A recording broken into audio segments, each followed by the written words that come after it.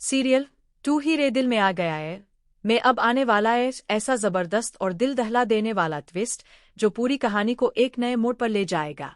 जिस रिश्ते को खत्म समझ लिया गया था वही रिश्ता अब फिर से सबके सामने आने वाला है।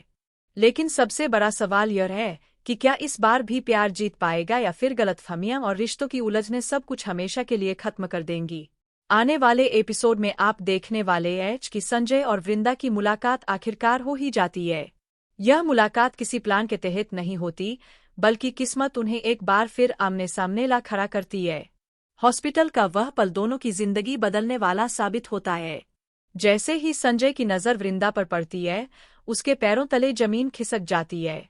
उसे अपनी आंखों पर विश्वास ही नहीं होता कि जिसके बिना वह हर दिन अधूरा महसूस कर रहा था वही वृंदा अचानक उसके सामने खड़ी है।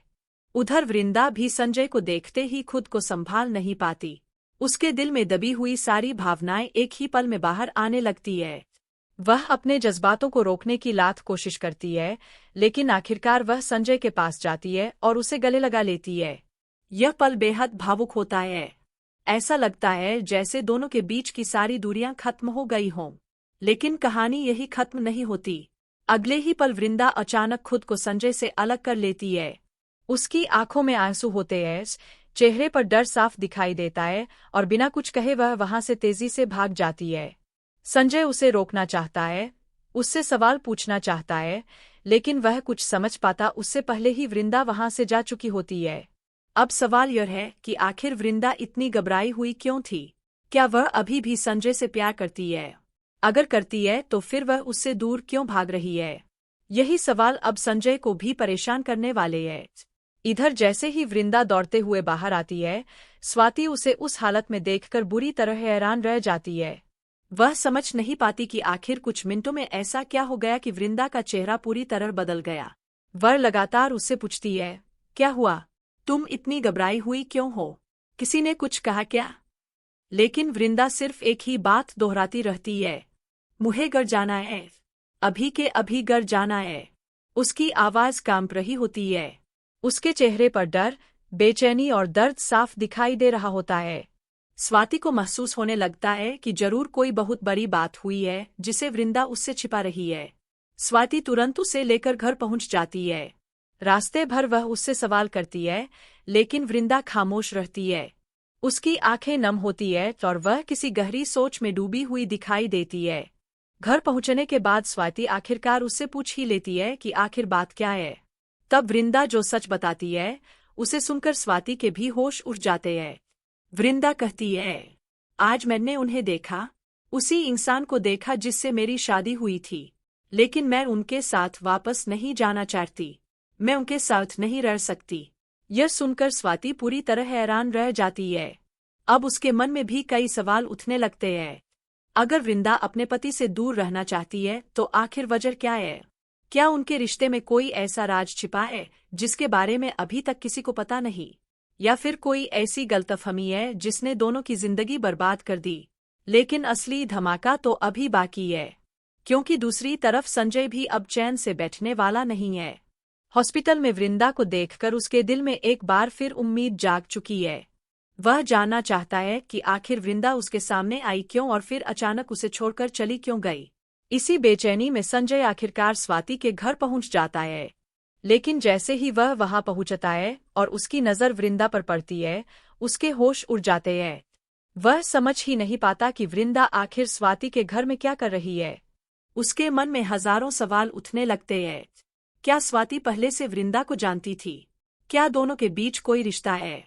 और सबसे बड़ी बात, वृंदा आखिर उससे दूर रहकर यहाँ क्यों रह रही है?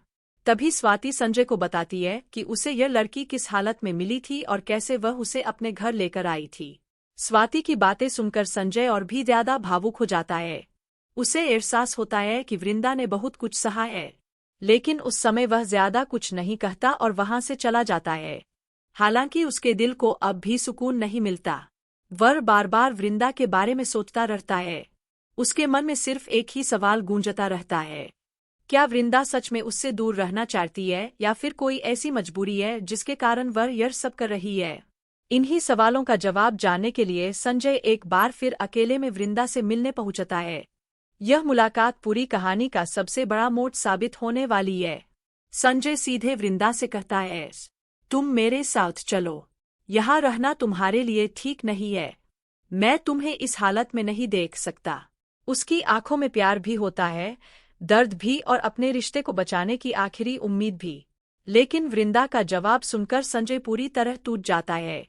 वृंदा साफ शब्दों में कर देती है, नहीं, मैं तुम्हारे साथ कहीं नहीं जा सकती। यह सुनते ही संजय के चेहरे की सारी खुशी गायब हो जाती है। लेकिन आखिर क्यों? क्या वजह है कि वृंदा अपने ही पति के साथ जाने से इनकार कर रही है? क्या उसके दिल में अभी भी कोई डर बैठा हुआ है, या फिर उसे संजय और स्वाति के रिश्ते के बारे में कुछ ऐसा पता चलने वाला है जो उसकी पूरी दुनिया बदल देगा? कहीं ऐसा तो नहीं कि संजय और स्वाति की नज़दीकियों को देखकर वृंदा गलत समझ बैठे? अगर ऐसा हुआ तो क्या वह हमेशा के लिए उस घर को छोड़कर चली जाएगी? और अगर वृंदा चली गई तो क्या संजय उसे दोबारा कभी वापस ला पाएगा? अब कहानी ऐसे मोड़ पर आ चुकी है जहां हर रिश्ता एक कठिन परीक्षा से गुजरने वाला है। एक तरफ संजय है जो अपने प्यार को वापस पाना चाहता है, दूसरी तरफ वृंदा है जो अपने दिल की सुनना चाहती है लेकिन उसकी मजबूरियां उसे पीछे खींच रही है। और बीच में खड़ी है स्वाति, जिसके फैसले आने वाले समय में कई जिंदगियों को बदल सकते हैं। अब देखना बेहद दिलचस्प होगा कि क्या संजय और वृंदा फिर से एक हो पाएंगे। क्या वृंदा अपने दिल की बात मानेगी? क्या संजय और स्वाति के रिश्ते का सच सब कुछ बदल देगा? या फिर यह कहानी प्यार नहीं बल्कि हमेशा के लिए बिछड़ने की कहानी बन जाएगी? आने वाले एपिसोड में हर सवाल का जवाब मिलेगा और कई ऐसे राज खुलेंगे जिनकी किसी ने कल्पना भी नहीं की होगी।